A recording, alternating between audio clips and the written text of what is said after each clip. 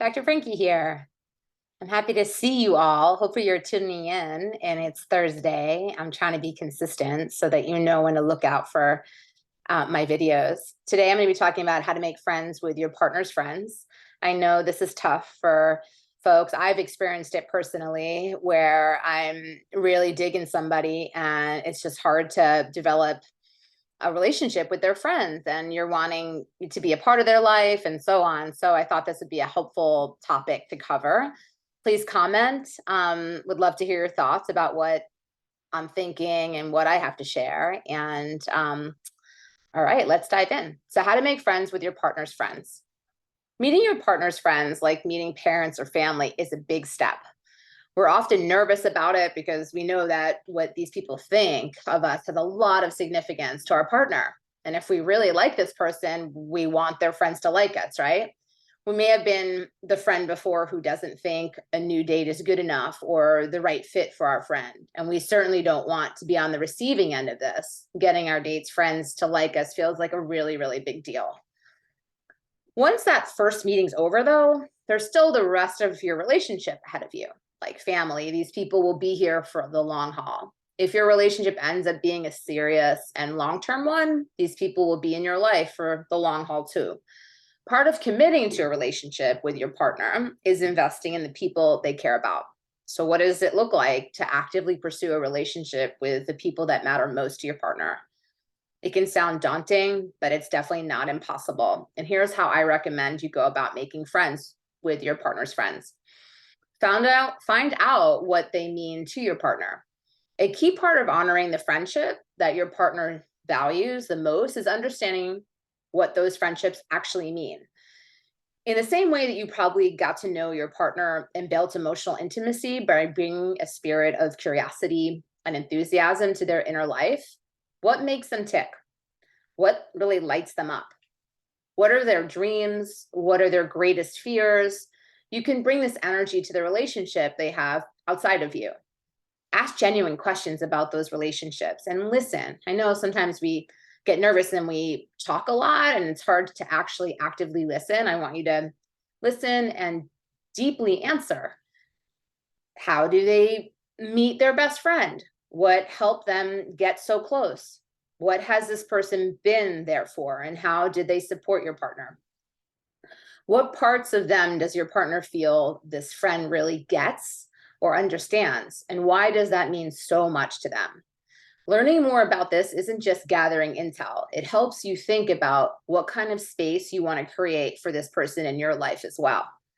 You might be interested to meet their old friend from college that they watch rom-coms with and are in a book club with. But if you know that this friend also helped your loved one cook and clean during the worst of their depression when they couldn't do it themselves, or that this was the person your partner called when their parent passed away, you may feel differently and much more strongly. Our partner's close friends have likely done the kind of support and care work for our love in the past that we, as their now partner, want to do for them in the present. Hearing about the way our partner's loved ones have shown up for them is also important for us to hear because it helps us know how they want us to actually show up for them in the relationship. We can also communicate a level of adoration, admiration, gratitude to these friends, whether it's explicit or implicit, for caring for someone that we love and care for. Invest in relationship building beyond the surface level. When you do get to share space and time with your partner's friends, which may be frequently if you live in an area close by, or less often if these friends live farther away, think about what it looks like to actually build a connection with them rather than just pass the time cordially. Your partner is likely your common ground, and that can be a strong place to start, as well as fun and fulfilling for you. What was your partner like when this friend met them? What were the two of them like as children, teens, college students, coworkers together? What are their favorite memories or stories? This can be a bridge to learn more about the friend too. Why were they in that graduate program that they met your partner in? What did they think of the company they both worked at? How did they get from there to the career that they're in now? You can also be mindful of what your partner shares about their friends in an active way, more than just listening to your partner to be polite or interact in this informational as informational as if it's about a person you're close to, because you hope it will be. Is your partner's BFF having a tough time with their dissertation? You can offer to co-work with them. Did they just go through a big breakup?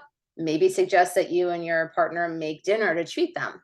You can act on these things without your partner involved too. Did you see a funny meme about a movie your partner's friend loves? Go ahead and send it to them. It'll mean a lot to them that you've remembered something about them. Explore friendship outside of your partner and with your partner in mind. This last point is key. Although you don't need to be as close with your partner's friends as they are, and actually probably shouldn't be. It's a great sign if you and your partner's friends are comfortable hanging out or at least interacting without your partner as a buffer. If, say, you and your partner are meeting their friend for dinner, but your partner ends up running 30 minutes late, it shouldn't feel like an interminable nightmare to have to talk with them on your own for that half hour. Ideally, you've developed enough camaraderie with them that you know about their life, their friends, their relationship, their job, and can catch up and have fun without your partner having to carry the conversation. This matters not only because it's convenient, although it is, but also because all of us, including your partner, need as broad of a support system as we can get. Ideally, all of our loved ones can coordinate to support us. Your partner should be able to have a support from you, but not just you. Rides to the airport, care after surgery, someone to call in a crisis. All of these things are broader care. It's like a broader care network of both you and your partner's friends can coordinate together. And who knows, maybe in the process, they really will become your friends too.